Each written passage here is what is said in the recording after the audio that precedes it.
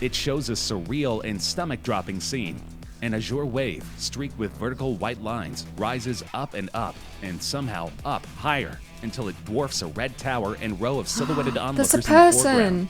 Another line appears, the wake of a figure at first too small to see, slashing across the growing mountain of water. As the wave finally rolls over itself and breaks toward shore, the figure resolves for the camera lens.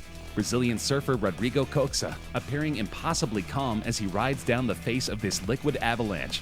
The behemoth, which Coxa surfed in November 2017, is considered the biggest wave ever ridden. You know what's messed up and terrifying is when there's someone surfing a wave, and because it's so large and it's so white, it almost resembles a mountain and someone skiing down a mountain, you know? That makes sense, but when it's on water, oh my god, no. Like, that's problematic. It shouldn't look like a mountain and that you're skiing or snowboarding down it. It's so large, and the waves are so powerful, it can just crush you. And that's the worst, when you get sucked down. This is, okay, many people have asked why I'm scared of water. It stems from this. When I was younger, we used to vacation in Devon. Now my family lived there. How funny. They want to take me back to the trauma. I used to go bodyboarding. What do you guys call it? Boogie boarding, whatever. And then a wave came, pushed me down. Fine. Did I come back up? No. My bodyboard wedged in the bottom of the ocean floor, and I was wedged on top, and the waves just kept going, and I was like just drowning underwater. I was just there until I finally got unwedged and came back up. No one even noticed. That's the sad part. But anyway, that's why I'm terrified of the water ever since that day when I almost drowned.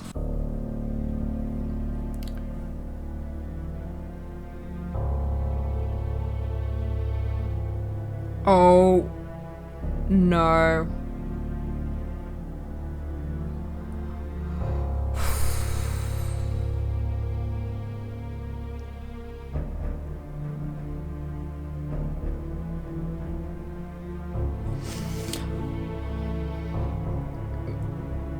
It really triggers me that they all find it very funny. I mean, I get it, that's their life, they're always on boats, they understand when they're in harm's way, they understand when they're not. They might find these fun little waves exciting and something to laugh about. I do not. Waves aren't fun, they're not funny, they're not exciting. They are scary, monstrous things, and they're so powerful, they can destroy you in a second. Like this boat, look, it's being moved around so much, it probably weighs tons, and this water's like, f you. I hate the ocean. I hate it. Hey guys, welcome back to Top 10 Central Dark, your place for all things horror. I'm your host, Lucy McPhee, and these are the top 10 monster waves caught on camera. You know how much I hate the ocean. I hate it more than anything. I hate waves. I hate water. I hate open water. I hate open spaces. I hate a lot of things. You all like to comment on it. There are many things I do like. This isn't a place for me to share what I enjoy. This is a place for me to be scared. And the ocean scares me. It's freaky. Anyway, we're diving right in, pun intended, to all these monstrous waves. Let me know in the comments if you are scared of the water or the ocean. Or if you like waves. Do you surf? No one should surf. It's an offensive sport. The biggest earthquake to hit Japan in 140 years measured 9.0 on the Richter scale, according to the U.S. Geological Service. The quake created a 10-meter tsunami that washed away houses, cars, and boats. The terrified helicopter passengers narrate as the wave gets steadily closer to shore. When it finally reaches its destination, it causes immediate mass destruction. Of course, this is a terribly tragic event. Many people lost their lives, and many homes were lost. It's so sad. Tsunamis are so sad and terrifying because they destroy so much. And it happens to so many places. That's why it's terrifying to live on a tectonic plate. Is that have to do... Well, it's to do with earthquakes, and then sometimes earthquakes result in tsunamis. Anyway, places like Alaska, Japan, Thailand, all those places, they suffer from tsunamis. And it's terrifying, and it's so devastating. So many people die. It's horrific.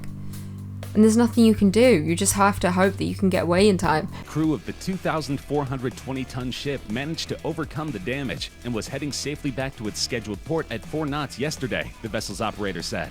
The captain said that in nearly 160 trips to the Antarctic Peninsula, he had never seen such weather. The ship declared an emergency when it lost power and communications after a 30-foot wave washed over the deck and took out the windows on the bridge. None of the passengers were injured. The ship was sailing from the Antarctic Peninsula back to Argentina through the Drake Passage, one of the roughest stretches of water in the world. See, this is what I'm talking about. A wave so powerful and so large that it busted all the windows. Can you imagine? No, this is why I don't want to go on a cruise ship. Because if I go on a cruise ship, it will be the Poseidon Adventure. That's what would happen. You know, rogue wave would come out of nowhere, we'd capsize, then I'm drowning and I can't tread water very well, so see you later, adios, I'm sinking, bye. Number 4. A large wave of foam and salt blankets this South African town. Apparently, there was a large storm just offshore that created this surreal moment. Okay, it's okay. Look at the car, it's been smashed against the side. Please, can we go? Relax. Oh my god. Well, I'm confused. What is it? He said it was foam and sand, or salt? Foam and sand? But then there's water in there as well. That's terrifying. Oh my god, if I was in a car, it's so easy for water to get in cars. You're not really safe. You're just waiting. The delay with the water surfacing in your car. You better hope it's not that deep.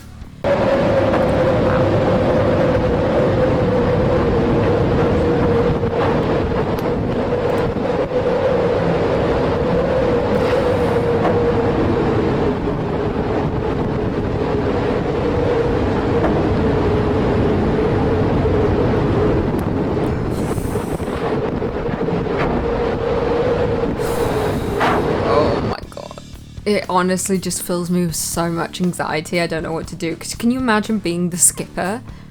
And then the water's like, what if the water just hits so hard that the glass shatters? And then you're dead, you know? You're dying. You're out of the window, you're floating away. Also, I've watched so many videos like this because I'm a big fan, surprisingly, of Deadliest Catch, which most people may be shocked to find out. I love Deadliest Catch. And obviously there's so many videos like this where it's like, monster waves, them trying to maneuver through storms or bad areas. Anyway, I watched this. Also, I mentioned it in a previous video about that boat trip I went on in Alaska, and that's what it felt like. It definitely wasn't like this, but it felt like that. Up and down, up and down.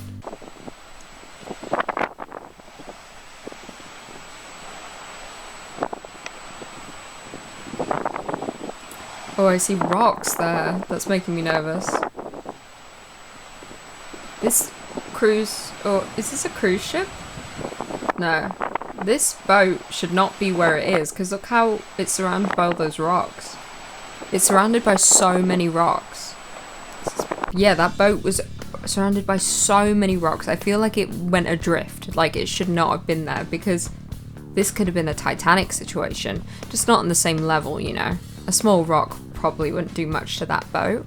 But it could have been Titanic 2.0, that's all I'm saying. On July 22, 1946, the U.S. military tried a new type of nuclear test. A joint Army-Navy task force had suspended a nuclear device, oddly named Helen of Bikini, 90 feet below the surface of the water, in the middle of Bikini Atoll, one of the isolated rings of coral and land that make up the Marshall Islands. Arrayed around the 21-kiloton bomb were dozens of target ships. The Navy had a point to prove. In this new era of nuclear warfare, in which the Air Force could rain down explosives on entire nations, what use was a naval force? The military leaders who proposed the test wanted to show that their ships could ride out a nuclear attack and that the fleet was not obsolete. I've seen so many videos like this where they set off a nuclear bomb in the water and then it just ripples. But, interesting fact for you SpongeBob SquarePants fans, which is not me, Bikini Atoll, there's a theory that that's what SpongeBob is named after, Bikini Bottom. And it was Bikini Atoll, and the reason that the characters in SpongeBob are living and the way they are is because of the nuclear testing they did at Bikini Atoll. Isn't that interesting? I mean, everything's just a theory. Life is just a theory. Had been warned the Southport bar was treacherous. This morning he'd heard over the marine radio whale watching tours had been cancelled for the day. But sensing a gap in the sets, he went for it. Oh no. Oh my God! Oh Jesus! Oh Jesus! Sultanate was launched ahead of the wave, but Ian kept the cat on a straight line, pushed by the foaming whitewater. 20 seconds later, they were through. Oh my god, the fact they got through that is incredible. And also, my first thought while watching that video is how expensive that yacht probably is. Yeah, that's a yacht.